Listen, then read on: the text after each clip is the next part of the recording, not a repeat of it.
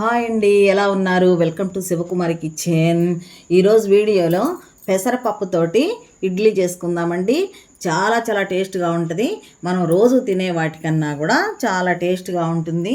మనం మినపప్పుతోటి చేసుకుంటాం కదా ఇడ్లీ, అలా కాకుండా డిఫరెంట్గా మనం ఇవాళ పెసరపప్పుతోటి చేసుకుందాము.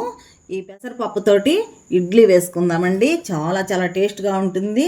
హెల్త్కి కూడా చాలా మంచిదండి. ఇప్పుడు ఎలా తయారు చేసుకోవాలో చూద్దాము. నేను ఈ పొట్టు లేకుండా చాయ్ పెసరపప్పును తీసుకున్నాను, ఇడ్లీ రవ్వ తీసుకున్నాను. ఈ చాయ్ పెసరపప్పు చక్కగా మనము 2-3 గంటలను నానబెట్టుకోవాలి. నానబెట్టుకున్న తర్వాత 2-3 సార్లు కడిగేసుకోవాలి. ఈ ఇడ్లీ రవ్వ కూడా అంతేనండి. మనం ఈ పెసరపప్పు ఎంత పోసుకున్నామో ఇడ్లీ రవ్వ కూడా అంతే వేసుకోవాలి. ఈ ఇడ్లీ రవ్వను కూడా అప్పుడే నానబెట్టుకోవాలి, వేరే గిన్నెలో సపరేట్గా నానబెట్టుకోవాలి. ఈ నానబెట్టుకున్న తర్వాత ఇది కూడా శుభ్రంగా శుభ్రంగా కడిగేసేసి చూపిస్తున్నాను. ఇప్పుడు మిక్సీ జార్ తీసుకొని జార్లో వేసేస్తున్నాను.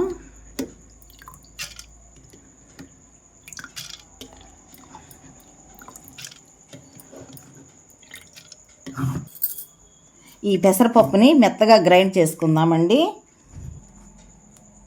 చూడండి, వేసుకున్న పెసరపప్పు చక్కగా మెత్తగా గ్రైండ్ చేశాను. కొంచెం వాటర్ వేసుకుంటూ మనకి ఎంత అయితే లూజ్ కావాలో అంత లూజ్ చేసుకోవాలన్నమాట.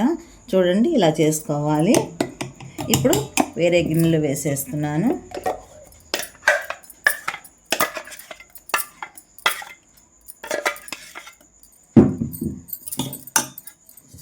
ఇప్పుడు నానపెట్టుకున్న ఇడ్లీ రవ్వ ఉంది కదా, ఈ ఇడ్లీ రవ్వని చక్కగా వాటర్ లేకుండా ఇట్లా గట్టిగా నొక్కేసుకుని ఈ పిండిలో వేసేద్దాము.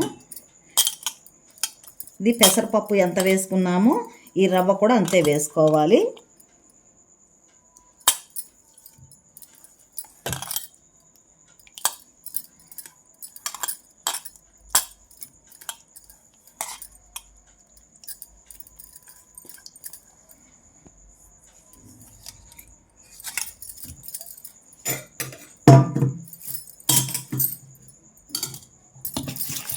శుభ్రంగా రవ్వ పిండి చక్కగా కలిసేలాగా ఇట్లా కలిపేసుకోవాలి.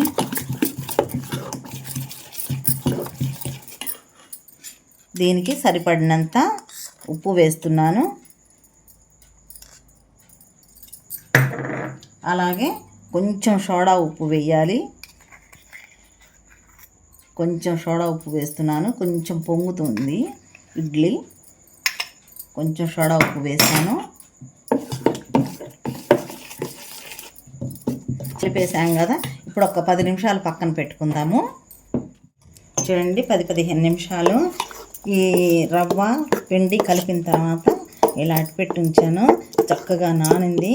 ఇప్పుడు ఇడ్లీ ప్లేట్లు తీసుకొని చక్కగా కొంచెం నెయ్యి వేసుకుంటున్నాను. ఆయిల్ అయినా వేసుకోవచ్చు, నేను నెయ్యి వేస్తున్నాను.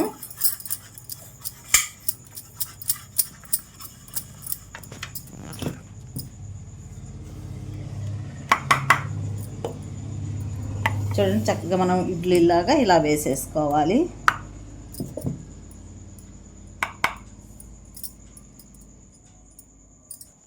మనకి ఎన్ని ప్లేట్లు అయితే కావాలో అన్ని ప్లేట్లలోకి ఇడ్లీలు ఇలా వేసేసుకోవాలి.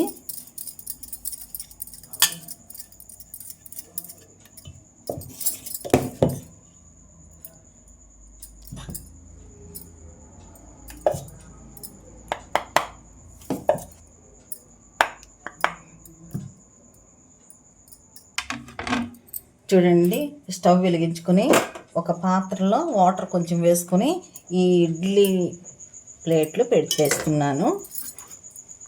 మనం ఎన్నైతే కావాలో అన్ని ప్లేట్లు వేసేసుకోవచ్చు.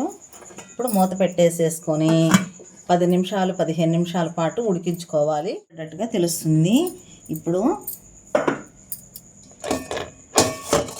ప్లేట్ తీసేసి ఒక 2 నిమిషాలు 3 నిమిషాలు కొంచెం ఆవిరి పోనిద్దాము.